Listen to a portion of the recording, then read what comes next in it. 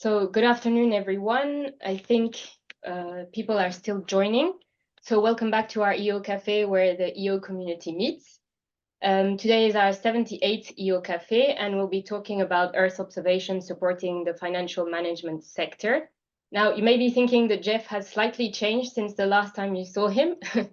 Unfortunately, he wasn't able to make it today, so it will be myself and Christopher who will be your guest host for today. Good afternoon, everyone. Yeah. So before we get into the topic, just a small reminder of the rules. So as usual, please keep your microphones off, but do feel free to turn your cameras on so we can see who is in the EOcafe with us. Please put the questions in the chat and we'll get back to them towards the end of the conversation. And we'll ask you to unmute yourself and ask your questions yourself. But please put them in the chat first so that we can keep track of them throughout. So with that being said, I hand over to Christopher to introduce the topic for today. Thank you. So as already said, the topic of today is Earth observation in support of the financial management sector. In fact, it's part of an ESA best practice project. And for us at ERSC, it has actually quite a lot of history, let's say. We already started with the first ESA best practice project in 2012. At that time, we tried to work together with the oil and gas sector. It was actually quite a successful project. It created like a long-lasting community, let's say. In 2019, we started, we revived this approach. We had two more ESA best practice projects, one on the mining sector and one on agro-insurance. And just last year, we started two further ESA best practice projects, with one on Baltic and Arctic shipping. And well, as we will discuss today, EO in support of financial management. The methodology of these projects is always very similar or almost more or less the same. It starts off with the proper analysis of the challenges and geoinformation requirements of the target or user market. In the second step, there's an analysis of how Earth observation solutions can meet these needs or requirements of the user market. What is also interesting, I think, for the community, for user markets as well, is that all these findings and analyses are freely and publicly available on the ERSC EO Wiki. So for anyone who wants to develop business in that particular sector, I think it's a really good start to look into these findings. Yeah. So before we go any further into the specific topic of today, if I can ask our guests to introduce themselves. Today we have Raman Momeni, Enes Hissam, Jorge Pacios, and Tom Golding. So maybe starting with Raman, maybe you can tell us a bit about yourself, your background, your interests, and yeah. Hi everyone, my name is Raman Momeni.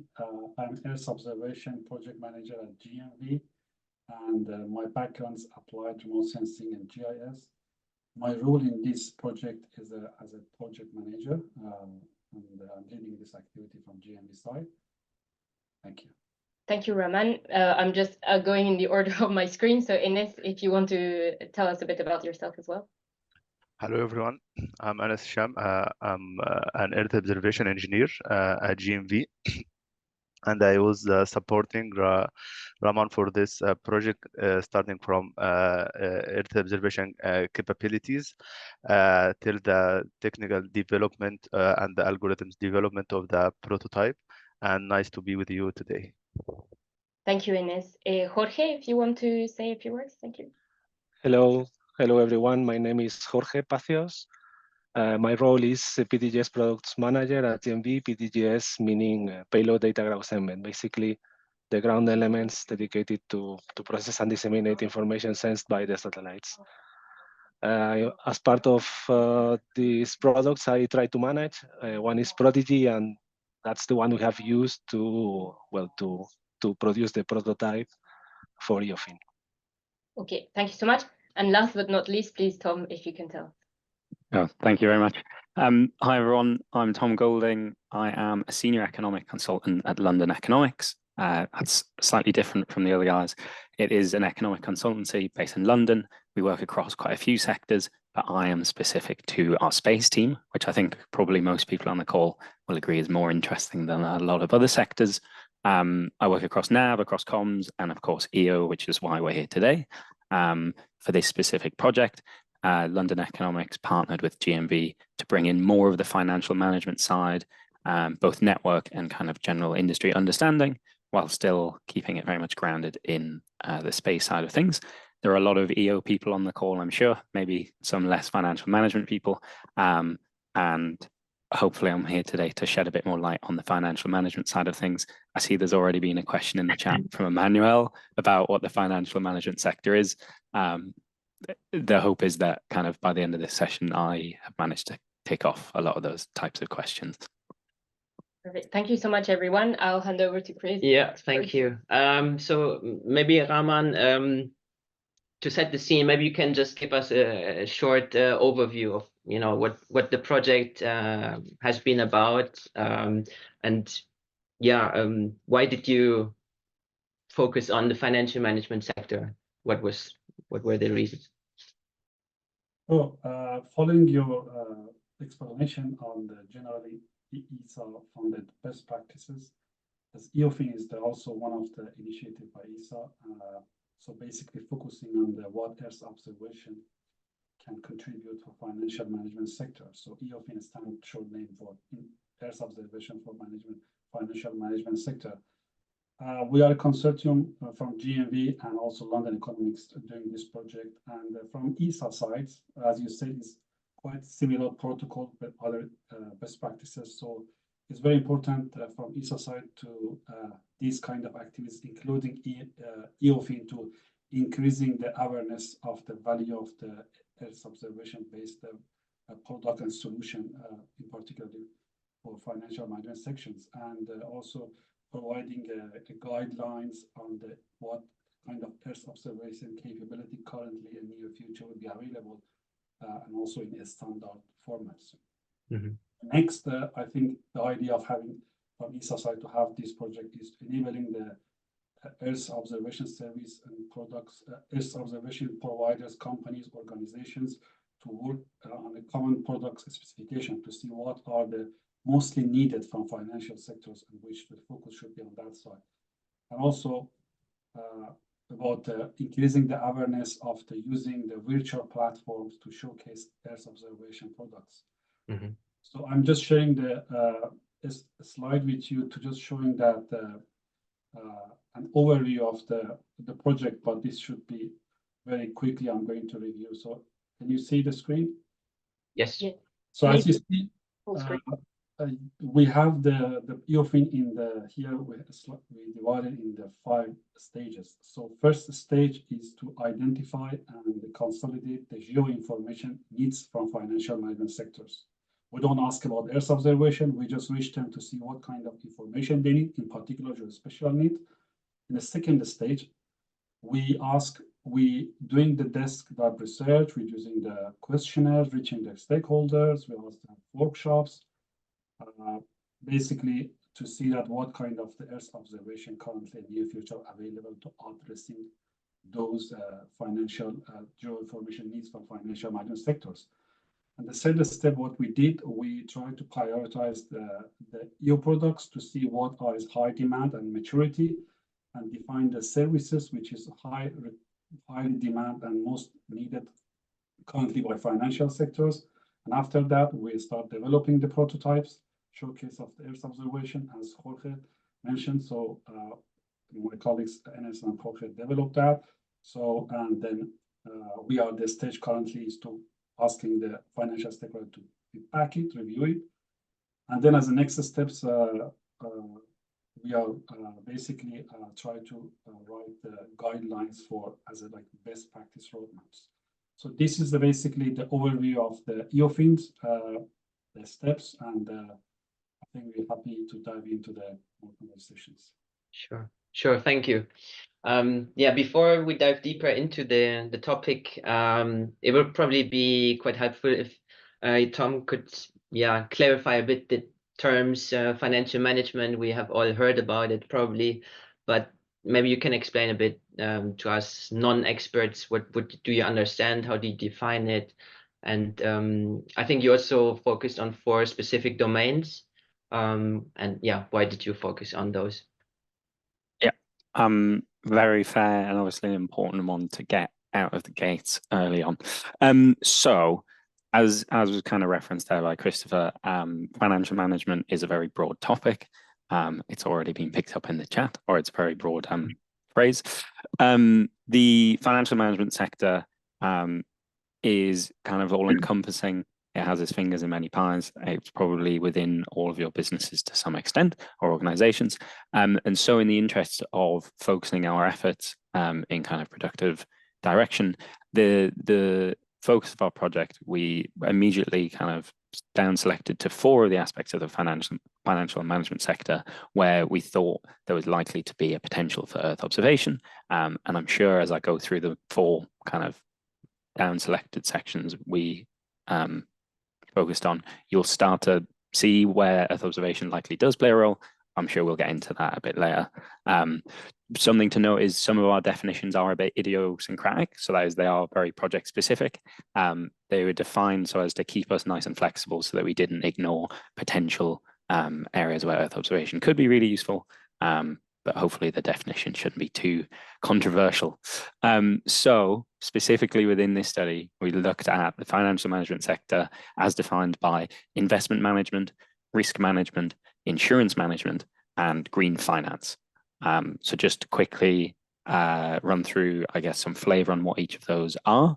Investment management, so that is your asset allocation, that's your choosing stocks, that's monitoring your existing investments, and also maybe you have a portfolio and you want to look at how your assets are performing, are existing out in the world, whatever. Risk analysis and insurance management are kind of 2 interrelated areas, but that is the process of identifying, assessing, managing financial risks, maybe legal risks, maybe strategic risks, to your operations, to your assets, and all the rest of it. Again, that's the risk analysis side. And then insurance management side is you've decided to take out an insurance contract against some of those risks, or you are providing an insurance contract, and how do you go about pricing that and monitoring it and paying out after an event does actually happen. And then finally, to tie us off, green finance covers all those financial activities that support the development of a greener future. And we kept that relatively broad so as not to rule anything out.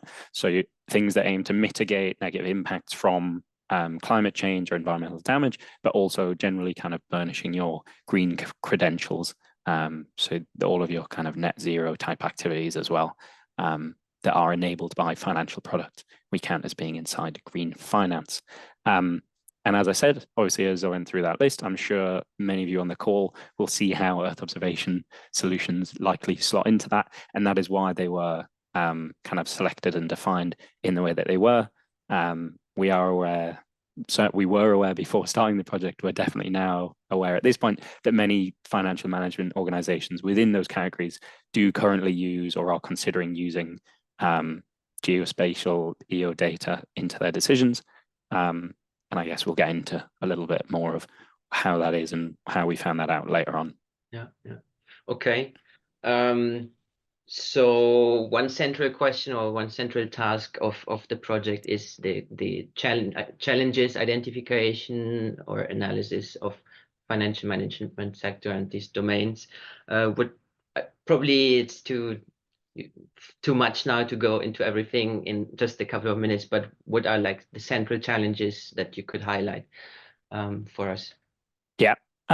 So I think there's kind of a few levels to this. There is the very obvious. The financial management sector is subject to the same challenges, kind of headwinds that everyone else is. So the broad picture, you know, as we talked to stakeholders and we went out and we did interviews and we did desk-based research, relied on some kind of internal resources we have as well. There is a lot of interest in things like AI.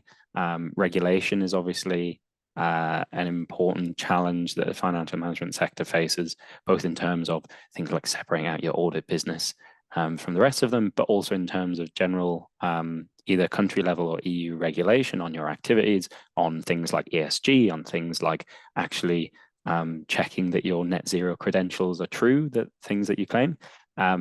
Geopolitical tensions are obviously something of great concern, and introduces a new kind of category of risks to your operations. There are a lot of financial institutions who've had to surrender assets that happen to be on the wrong side of the Ukraine-Russia border once a lot of sanctions and stuff came in. Some more kind of, so those are broad factors that affect everyone, as well, like financial management sector included. Some unique features of the sector though, these do vary across the categories that we talked about that imply kind of certain degrees of potential for Earth observation. They have varying requirements for things like accurate and timely and comprehensive data on assets that aren't necessarily located near where their center of operations are or near any of their offices at all. And they do obviously have a great financial incentive, perhaps more so than other sectors, to make informed decisions, to manage risks, to manage complex risks across portfolios of assets that are located in these kind of disparate locations, and above all else, to ensure regulatory compliance. And this is something that the sector is obviously extremely focused on, especially with regulators in recent years across the world, and especially in Europe and America, being more and more focused on enforcing breaches of these regulatory compliances, whether that is financial sanctions, whether that is environmental. And in kind of pursuing these challenges, geoinformation is increasingly viewed as a potential source for this alternate information to help support these, and Earth observation satellites is increasingly viewed as a high potential source of this geoinformation. Okay, yeah, I wanted to look into the latest developments in the financial management sector, but you already mentioned like the ESG in terms of regulatory requirements. Greening of the financial system is let's say a hot topic in your domain. But I also came across this central key point, under or unserved markets that are maybe opening now because of new developments. Maybe you can also yeah, us a bit about that. Yeah, for sure. So there are the classic kind of setup of a market is you have customers who are willing to pay some amount for some kind of product or service, and you have suppliers who are willing to provide that at some cost. So there are out there underserved markets, or just completely unserved markets where, for whatever reason, that kind of the cost that organizations can provide at and the willingness to pay just don't intersect. What there are increasingly in the age of kind of digital revolution, there are increasingly opportunities where people think that perhaps there is an intersection of these curves where previously there wasn't. So you see this in often in the developing world, where kind of incomes and ability to pay is increasing, but also the costs are falling. So classically, insurance is one of these areas that has seen a lot of interest in recent years, because previously perhaps it was just not cost effective to assess risks and actually administer these policies, whereas now, with the advent of digital technology, distributed ledgers, there's a lot of hype around blockchain and that kind of thing a few years ago, but also the ability to kind of remotely monitor, for example, farmland or floodplains. The costs of administering these things has fallen, and hence there is increasingly a belief that there is going to be demand that is already coming through, and also like strongly into the future in markets where previously products weren't offered, and hence a big kind of development within the financial management sector across all of the areas that I was talking about is precisely this kind of demand from the previously unserved markets. Mm-hmm. Okay, and I mean, it's quite diverse, let's say, field. I mean, we've talked about 4 different domains. What type of customers are there? I mean, it's public, private sector, banks, international development, banks, institutions? To be frank, all of the above. We spoke to organizations that I think would align to basically every single category that you just mentioned. Okay. And I think in general, The industry is one that's characterized by everyone has an eye on their bottom line, and also their top line profit. If someone comes to you with a more cost-effective way of doing things, everyone is interested.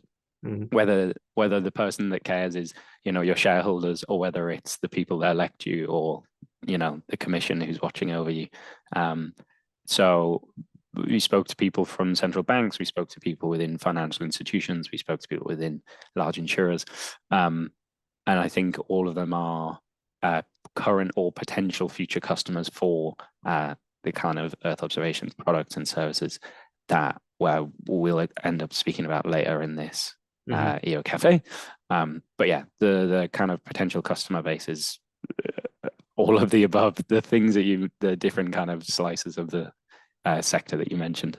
Okay, so yeah, thank you very much. I think there was already a good link to the EO side of the project. Maybe Raman, you can give us an overview of the solutions that you analyzed.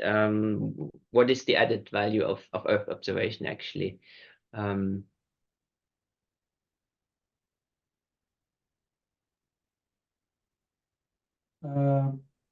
The solution is that if we want to categorize how Earth observation can provide information, it would be in three main categories. The first category would be raw satellite data. It can be optical, it can be radar, it can be used basically for visual interpretation and for visualization. The second group of this Earth observation would be satellite-based reanalysis data. These are like doing some more analysis, but can be complicated, but can be simplified. So one of things would be finding the atmospheric data, climate data.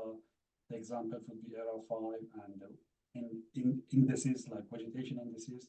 This can be used directly by the financial management sector. The third group, which we think our Earth observation has got a better position, is the proper Earth observation product services, which was done through the main processing like pre-processing, process, and post-processing, mostly done by deep learnings, classification, image processing. So each product is defined for specific cases. So in these three ways, Earth observation can be used as a tool. The kind of the tool information can be used for financial management sector, but there are plenty of the added value. Depends of which sectors, which domains of financial management we look for.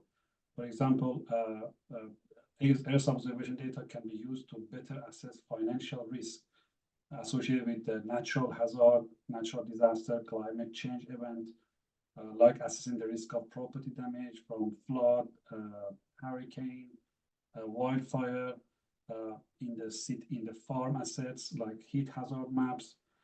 To having this information is enabled to have a better understanding for financial management sector. I mean, for more accurate, which resulted in the accurate underwriting and pricing for insurance policies. So it's helped them. Also, Earth observation data can assist in tracking the conditions and performance of the asset, identifying the potential investment opportunities, evaluating the impact of the extreme environmental events. Also, in terms of supply chain management, Earth observation has added value by providing the insight into transportation routes, logistic networks, and environmental conditions along the supply chain to potentially improve efficiency, reduce costs, and minimize supply chain disruptions. I think one exercise, one other added value there are plenty of more, but one I want to emphasize is for physical risk facing the businesses and assets. So, which we think later on the commercial risk is probably currently is highest demand for it. So it's very helping the investment organization basically to just see that what are the potential risks for investment based on the past physical natural risk happened in the farm, in any asset basically.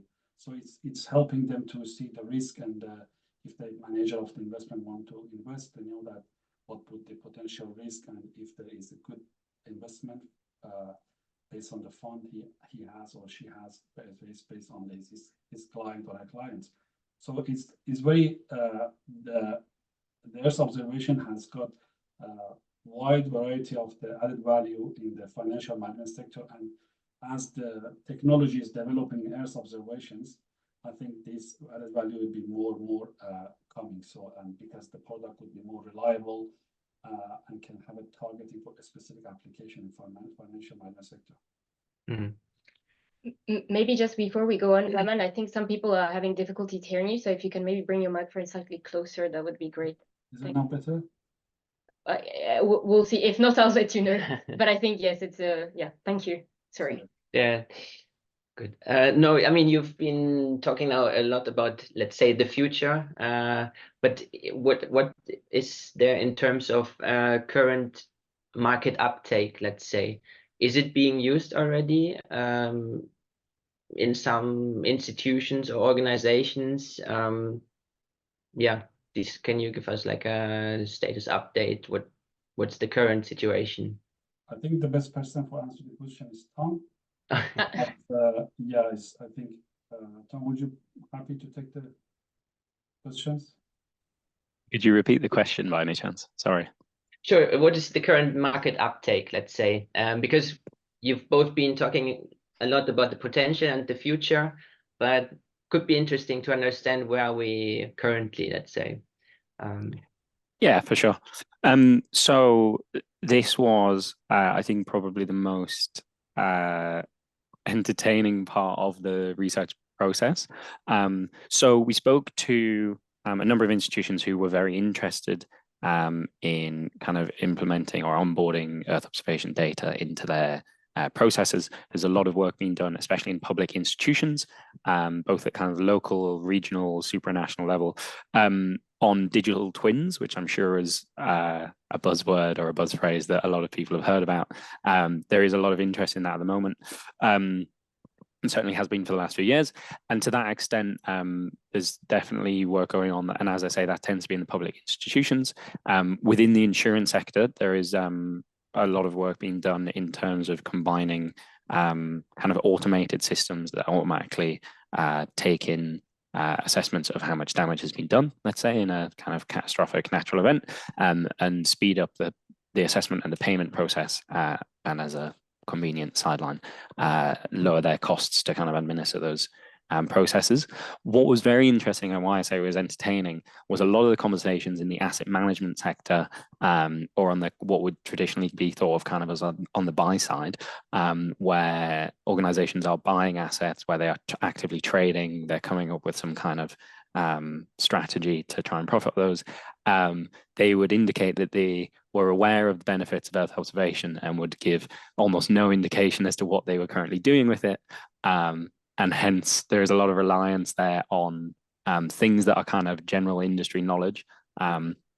So with high confidence, there is currently a lot of monitoring of production in areas of the economy where that is kind of feasible using Earth observation satellites. So mining is a classic one, where you can kind of infer the activity levels of sites using Earth observation data. I think the classic one over the pandemic was looking at how busy hospital car parks were in some areas of China and inferring busyness from that. These kind of apocryphal stories tend to get good engagement from people within certain areas of financial management sectors, but because of NDAs or because of their business deriving some real actual financial edge from it, we found that the private sector tends to be a lot more coy about these kinds of things. And likewise, they, of course, signed very sensibly NDAs on the supply side for Earth observation providers. So there is a set of things that we're fairly sure is the kind of state of the art in terms of what people are incorporating. And I had some very interesting conversation at conferences and stuff. The extent to which we can allude to these is in the report that we did produce. But I think as a general overview, the general state is there are a few kind of quite well understood, quite well recognized buyers for such Earth observation data.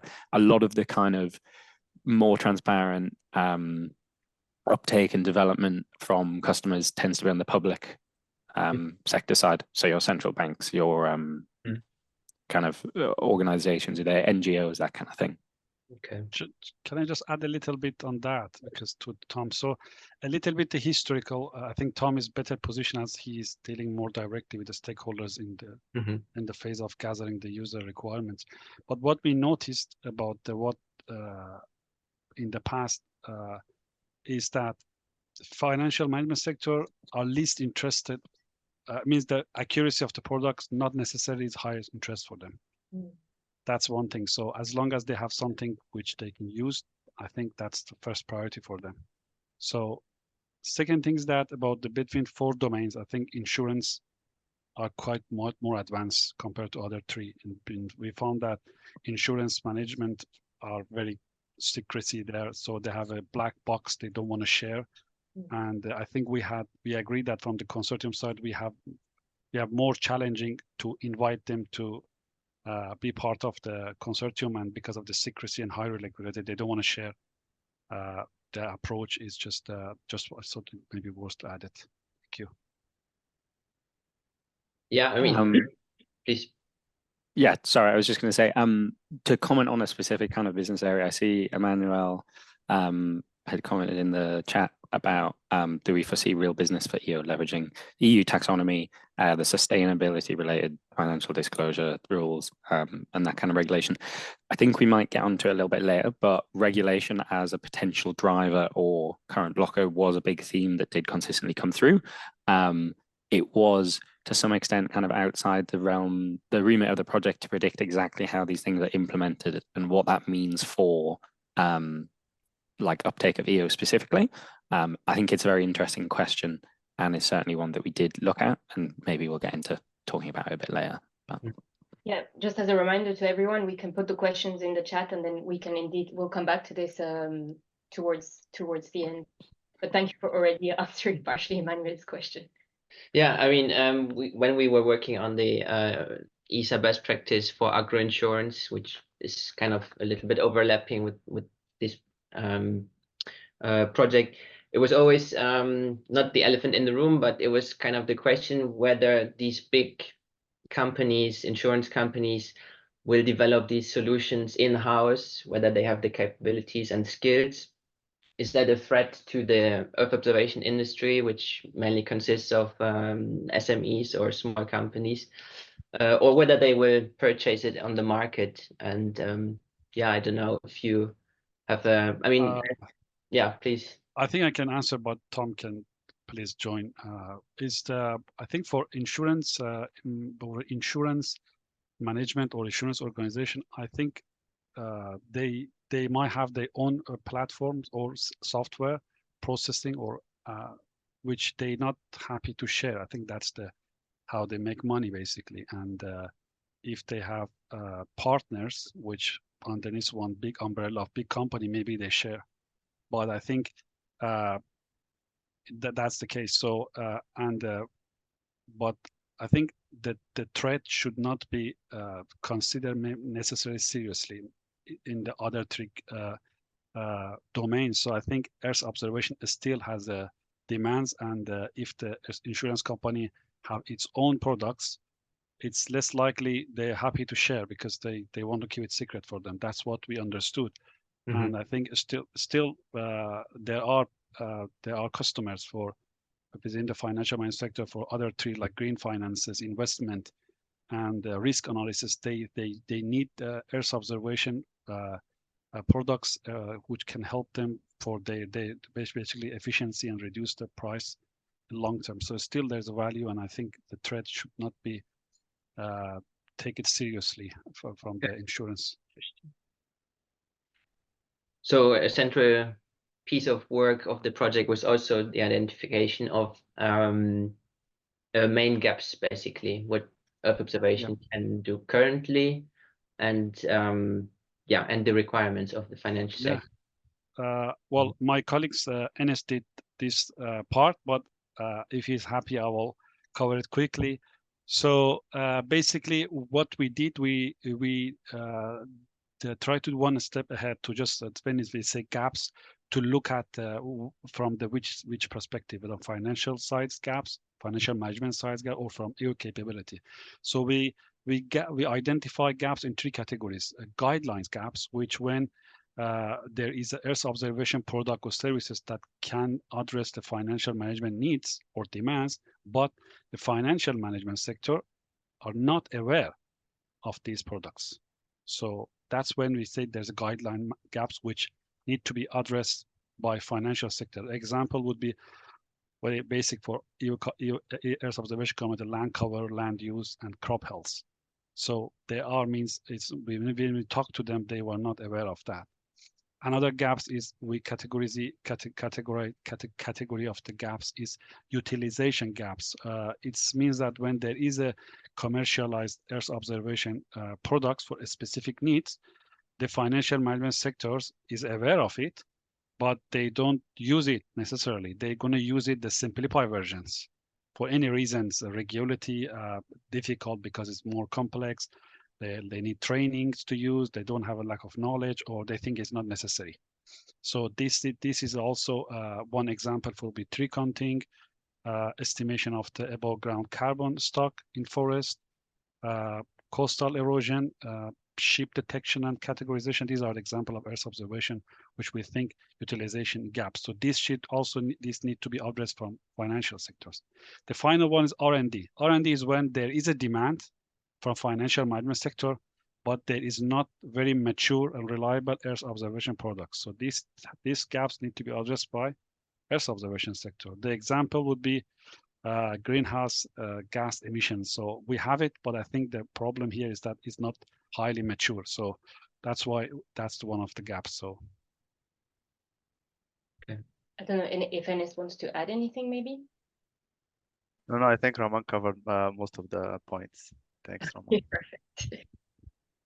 Okay, and yeah, so we have a few questions, but indeed we have quite a couple of questions actually coming in. But I think maybe as time is advancing, and I know that there was also a lot of work put into the development of a prototype to show what some of these Earth observation products that you analyzed during the project. I think maybe, I don't know if Enes, Raman, or Jorge, you can tell us a bit more about that. Perhaps there's a link that can be also shared in the chat so that the audience can go and look at it. But if you can just give us some of the key information or key features that you looked at through that and the work that was done on this, because I also see some technical questions about what type of EO products were used. So yeah. Mm-hmm. I think Jorge would be the best person to respond that question.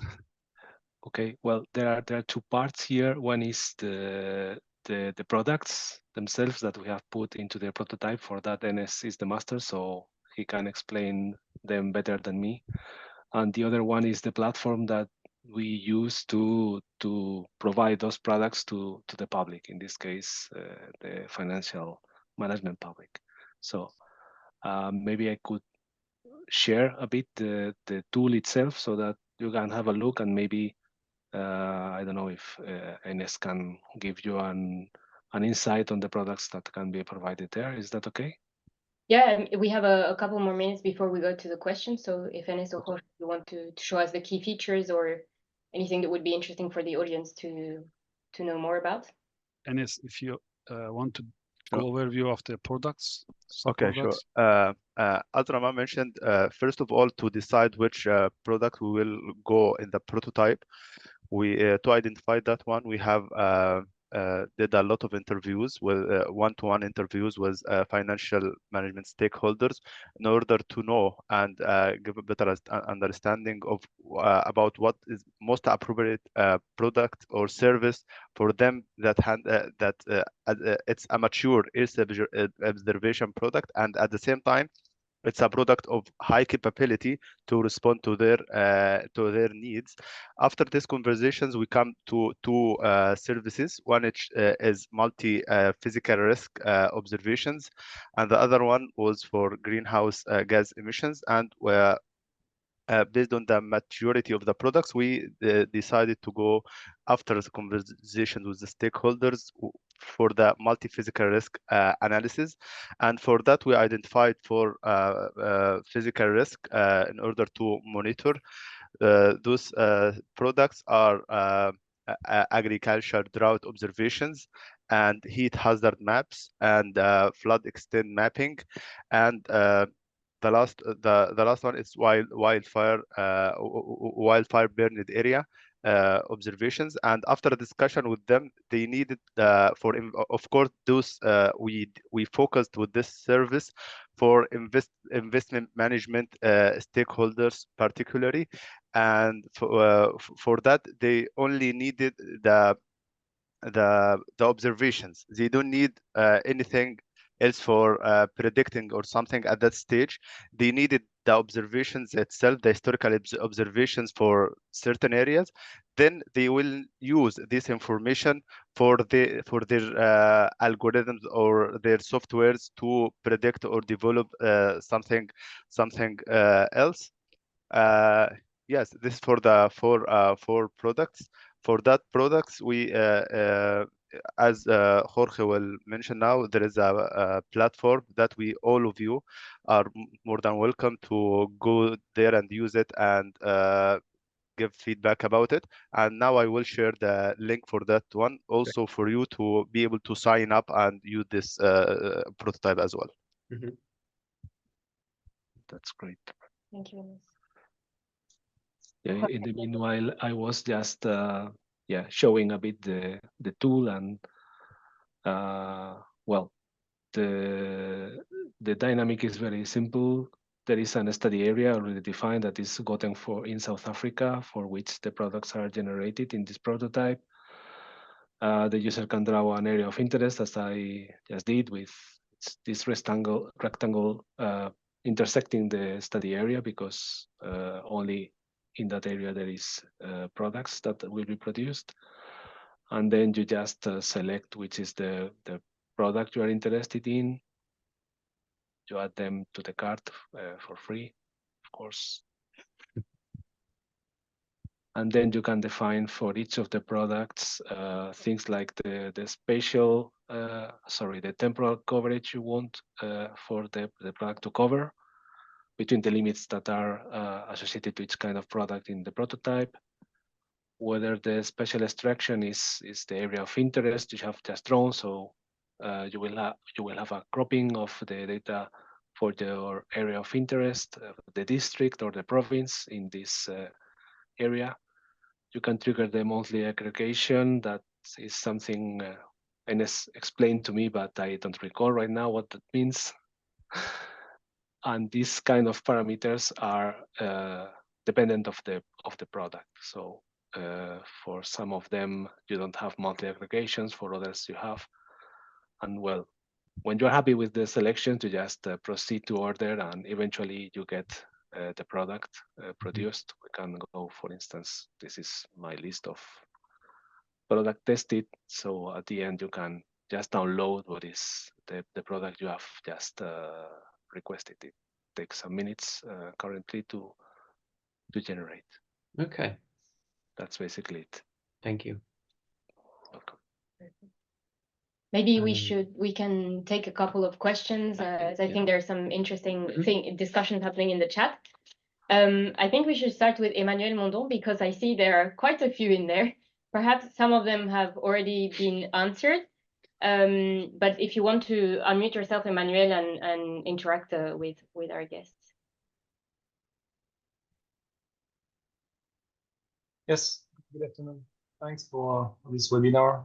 I'm convinced Earth observation and even more space could support a lot with the finance and insurance domain. Maybe I will pick one question regarding green ESG impact washing, because ESG was a buzz topic, but apparently ESG washing is even more important now. So there is a kind of backlash. And have you, in your discussion, identified if and how Earth observation could support as an independent tool this real effort towards environmental impact and changes? Thanks. Thank you, Emmanuel. I think this, when we look at, when we reached the stakeholders, we didn't been asked that this Earth observation. So basically, the answer is no, we haven't looked at it in our project because the user requirement we gather, there was no specific needs for that. This Earth observation technique. I mean, this is quite new, and I think it's the. I think there is a specific now products coming. I'm not sure what one of the big company now producing, but for methane or for the big just for the big factories. So they want to see that the emissions and make sure that they are according to what they claim. But for this project life, we haven't been basically asked from the financial management sector to highlight that we need this product as we need this product. So this product, it was not in our list. But we know that is very interesting now because the project now starting like 14 months ago. But we know that this is interesting topics now, and the potential of the Earth observation to take these different gases, so in atmosphere and on the ground level. So I think it's just interesting topics as well. Maybe if we do it new or in the 2 years, maybe this will be show up in the requirement from the needed from the financial sector. But when we did that in 6 months life, this has not been discussed or highlighted by financial management sector. Do you want to add something, Tom? Yeah. Thanks. Just to hop on the end of that. So an interesting conversation with a supplier of precisely basically this information. It was for they developed a product that essentially can replace your checking of your carbon credit score. So, and it was specifically for forests. You know, you pay some company for some carbon credits. They promise that they will protect an area of forest and not cut it down. There is this, as you mentioned, this concern with greenwashing and carbon washing, where there are cases where someone goes and checks, the forest isn't there. This causes a big scandal. This has happened for like a high street supermarket in the UK. I'm sure it's happened for other companies. It's very embarrassing. It makes these companies not want to invest in such kind of green finance products again. So interestingly, from the client, from the supply side person that we were speaking to, what they ended up doing was bundling this product with actually a set of nice glossy high resolution images of the forests, of the woods that were being preserved. And that was what was getting customers over the line from like the ESG perspective, because you can put that in your annual reports. It looks very nice in a separate ESG standalone report. And I think the kind of message we took from that was the demand for, I guess actually kind of as was mentioned earlier in the chat, the demand for the data being from EO specifically is actually not necessarily there. But it's, if you can kind of successfully bundle, the data does what you need it to do, and there is some other unique advantage, as it happens with EO, that happens to be, we can give you nice high-res images of that kind of forest cover. That seemed to be more where they were having success. So I can only infer from that conversation, that kind of leads into what Rahman was saying about it wasn't raised as like a specific concern that these organizations had. If it was from people who were fairly involved in the sector anyway, and were specifically proposing EO as a more objective source of data that isn't subject to the same concerns around greenwashing or ESG washing. I hope that was a useful addendum to Rahman's point. Emmanuel, I don't know if that covered no, thanks. And another topic addressed by my questions is related to data sharing.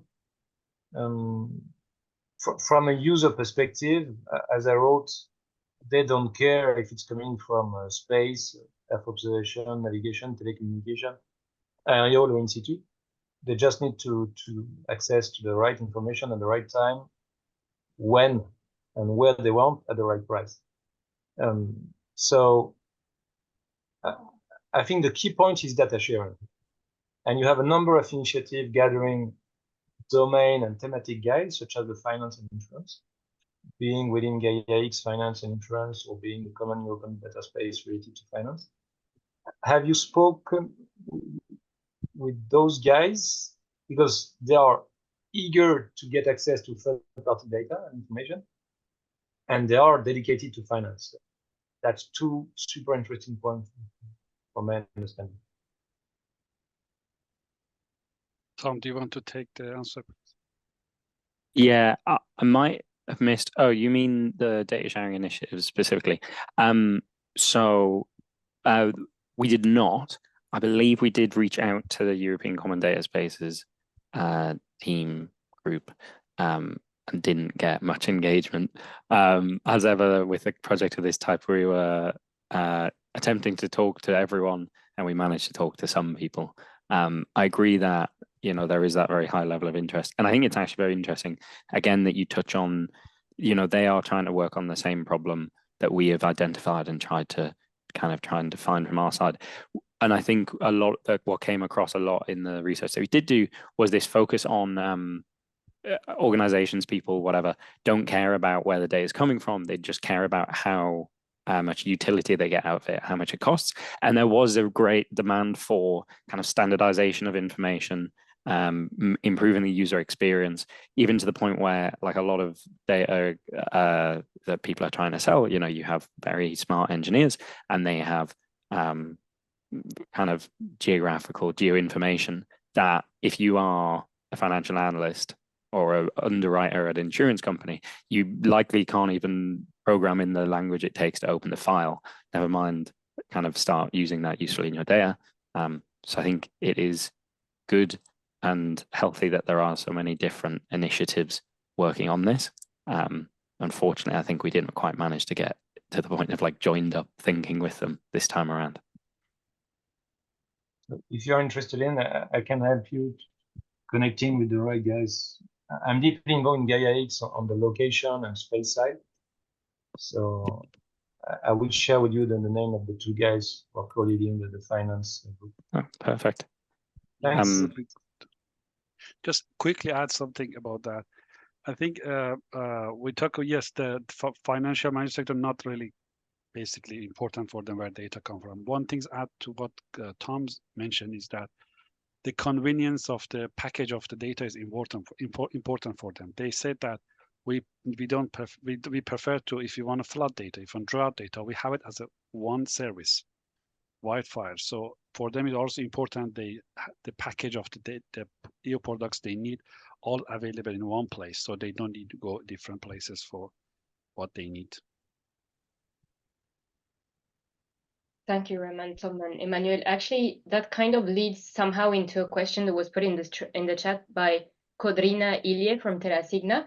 Maybe you want to jump in and ask a question, but it was also about, so the insurance company are using geospatial solutions, and are there numbers or to show how they've improved their efficiency, or as you say, like what they need are packages where all the information is in there instead of individual. So maybe Codrina, you want to come in and ask your question if you're still here? Yes, I'm still here. Hi, this is Codrina from Terrasigna. Thank you for giving me the floor. So I could actually nuance a bit this question because, so without a doubt, Earth observation can be extremely useful for the financial management sector in all of the categories that were mentioned. That is not necessarily news for people that are working in Earth observations. However, we are trying to penetrate an industry that is already very well operational, let's say, and these companies respond maybe better to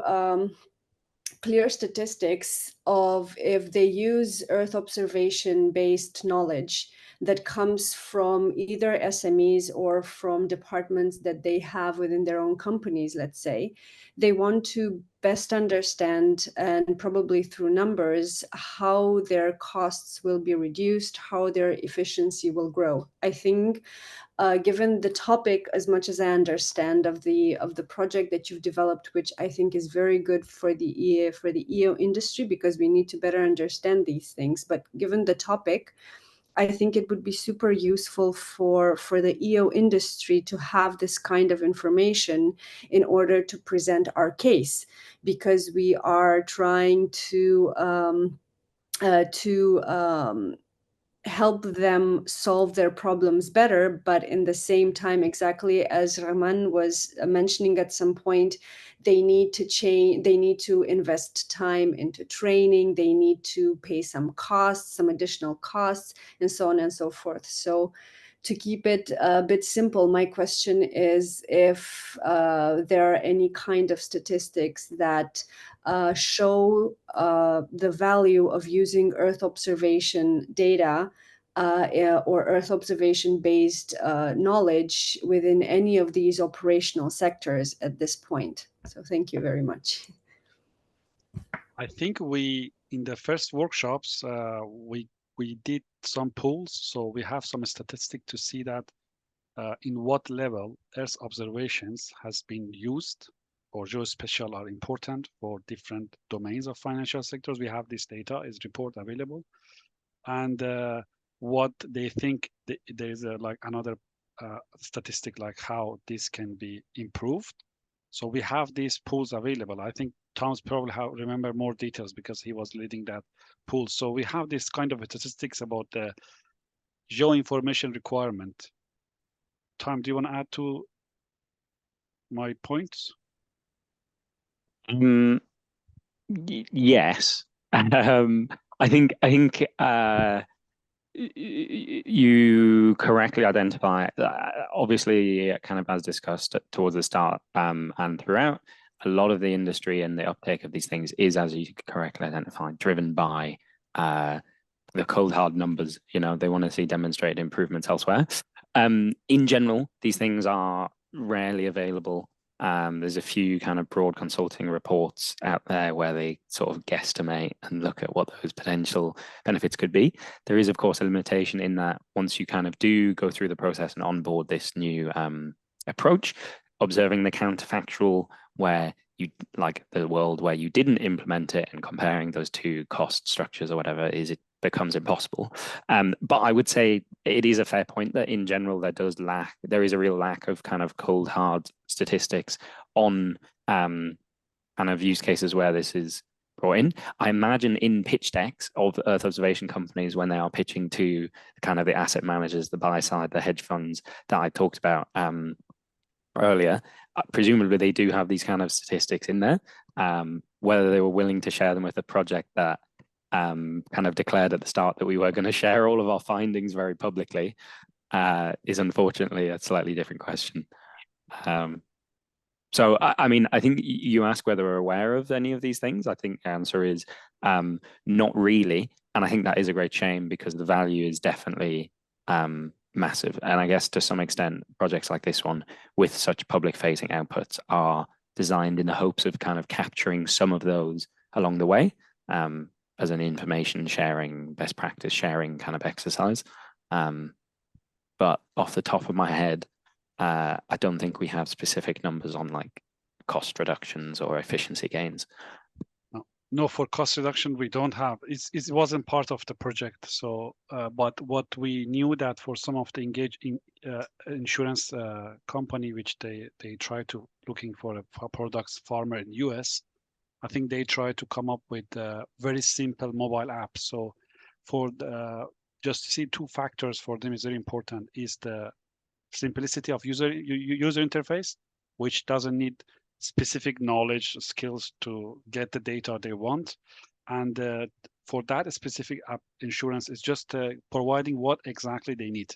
So convenience and simplicity, I think this was, and what we found, as I just repeating, accuracy of the geospatial data or Earth observation product is not a main concern for them, for the customer, not financial sector, the customer who buy the products from the financial sectors, companies that they're developing these products. Great.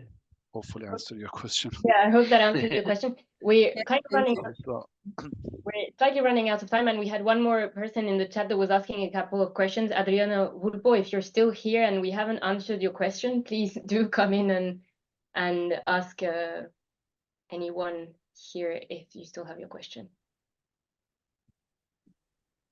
Yeah. Good afternoon, everybody. I'm from Planet Tech, Italy.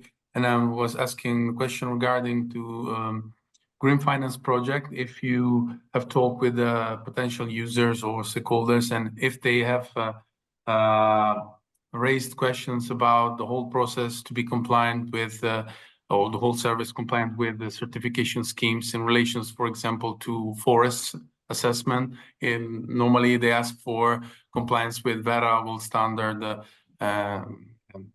stuff like that. So sometimes they are quite skeptical because if not, if without the label of certification, they are not proceeding with EO because they say we cannot put in our complete analysis or the sustainability initiative. So how did you manage this? And was it a problem for the application or not? So if you can give some feedback on that. Thank you. It's not currently top of my head.